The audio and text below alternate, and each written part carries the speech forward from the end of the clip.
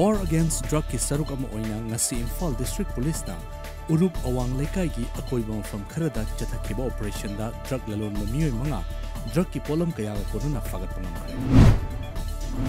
Ngasi angan ba ayuk pung mga makhairom tarakpa aduwaida Khaupum Police Station dagi kharom da kilometer 10 ni thoirom chatlaga leiba Chingmai Kabui Pungsanmai village da NSCN IM oiramgani chingnaba khulai paiba miyoy singa Indian Army ki para force ki kangku amaga akan ba mongda pung amarom nungmai kapnakre.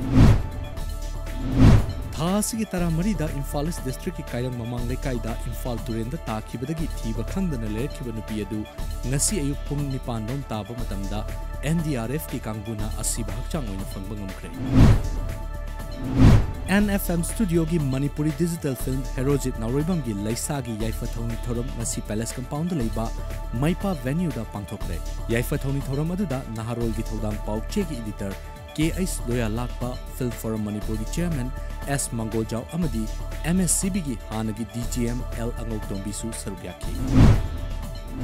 Lengang na lokhalakpa khongthang ki saruk amoina mirak ki mikhal pangthokiba Wangoi Kendra ki tongan mofam singda yumthong khuding gi miyoi amamam COVID-19 test tawba hokre.